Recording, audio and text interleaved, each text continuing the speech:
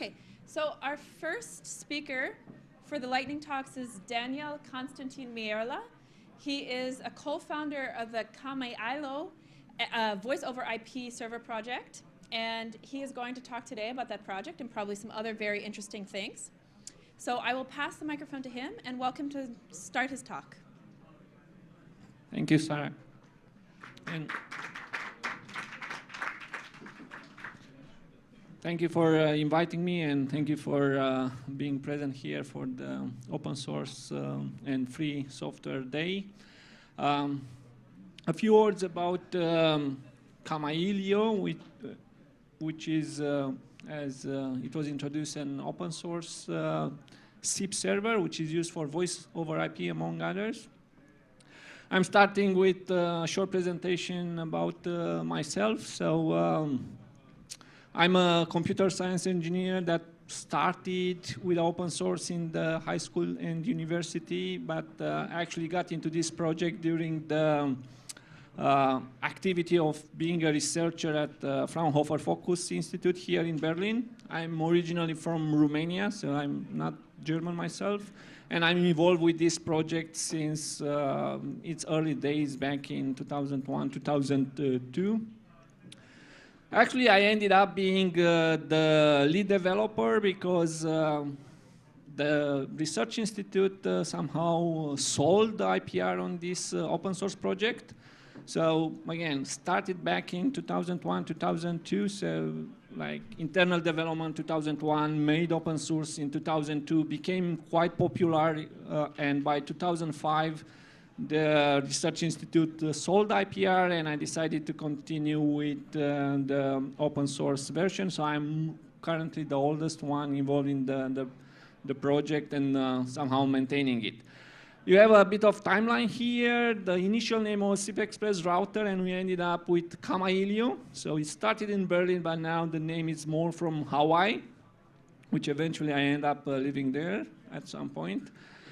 It means let's talk, let's discuss in Hawaiian word. And that happened because we had a trademark issue back in 2008 after having a fork named OpenSCR for a few years. Anyhow, what it's all about, it's using the SIP protocol, Session Initiation Protocol, which is the de facto standard now for IP telephony.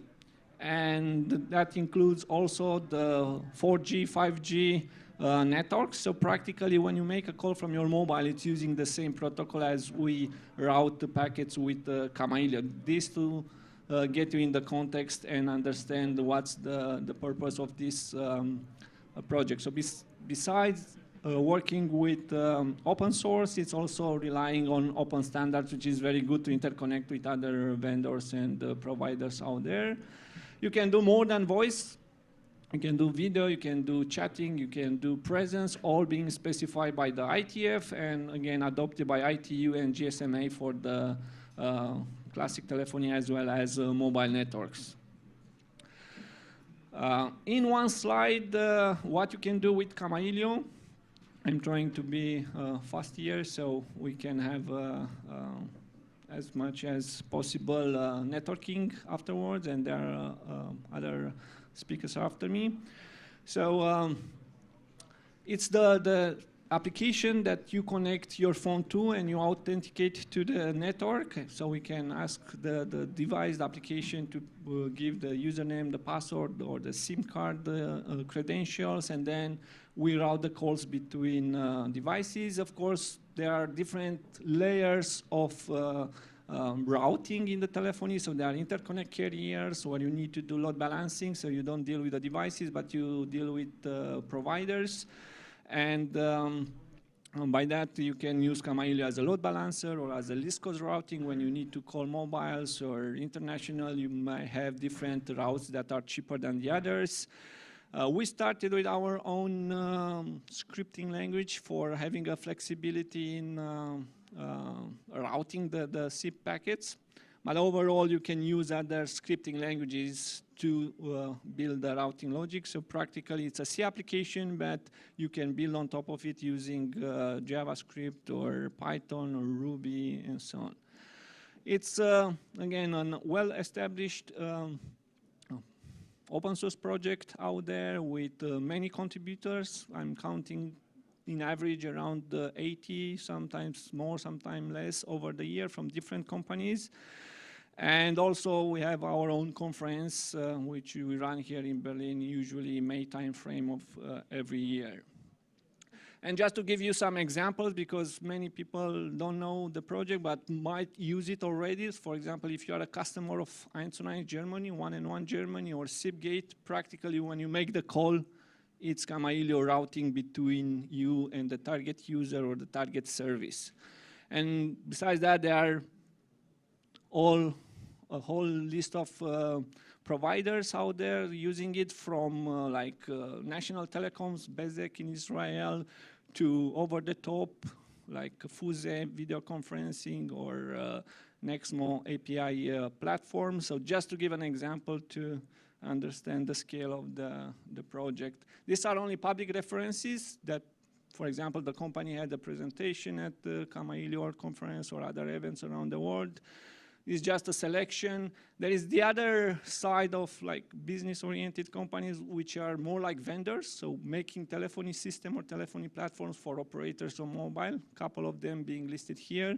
Because actually, my goal at some point with this meeting and actually later with the open source is to show that there are projects in open source where you can actually do like business or have financial income directly by developing or contributing it, not like working for another company. If you want to take a deeper look at what we're doing with this project, we are on GitHub, like pretty much everyone else.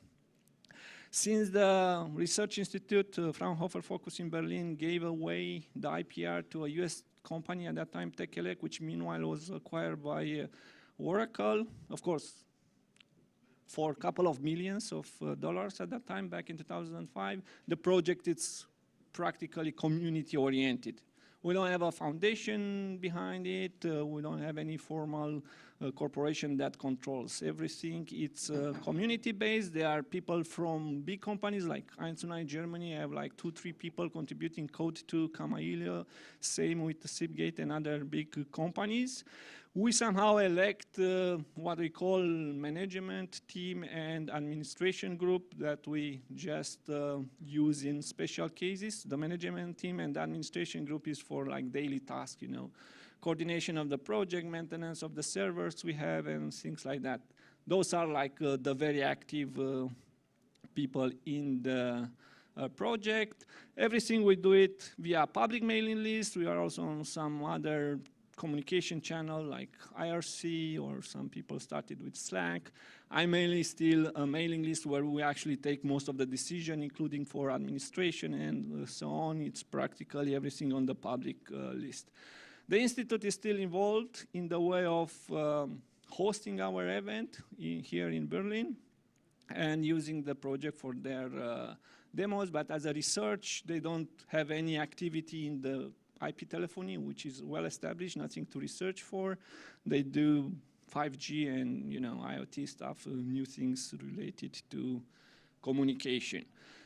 We think we are one of the friendliest in telecom communities, which is known to be a very regulated and hard to penetrate. It's hard to get large companies recognizing or acknowledging that they are using open source in telecom. They kind of like using or saying they're using the big vendors.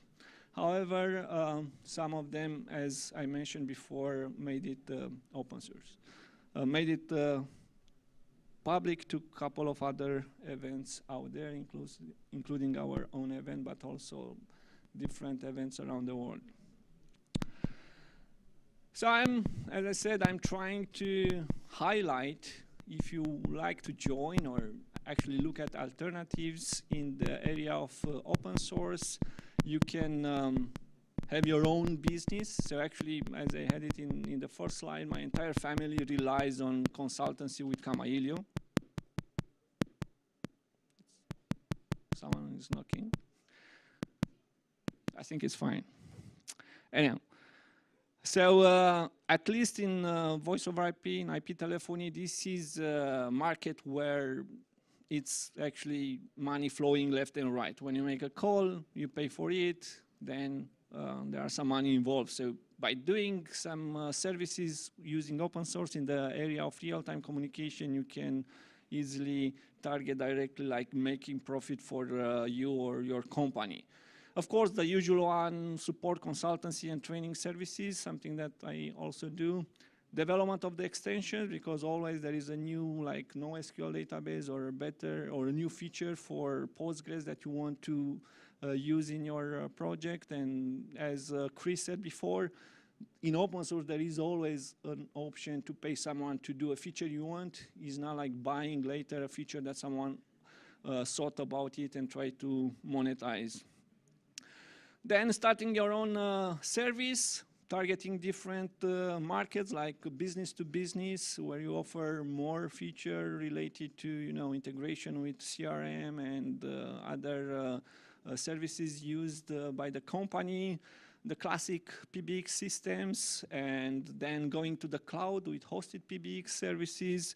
Then it's a lot of, I would say from my point of view, potential in the mobile networks, because 5G will have spectrum that is not paid, and also the amount of or the level of price for hardware has decreased substantially. So with minimal investment, you can build now your own mobile network at home. And with IoT and smart cities and all connected cars, I think at least for playing, open source could be, and prototyping could be a big hit if you go that way. And of course, the usual from the academic or educational point of view, always contributing to open source, increase your visibility, and you can have a portfolio that you can have in your CV. Always could be, actually from my own experience, we lost a couple of developers to the big companies there, and that's not a bad thing, but I want to highlight that you can get a good visibility out there. So that was what I wanted to highlight here. I'm available for more questions during the networking afterwards. If you want to question me about life with open source, community, and so on, I'm available. Thank you.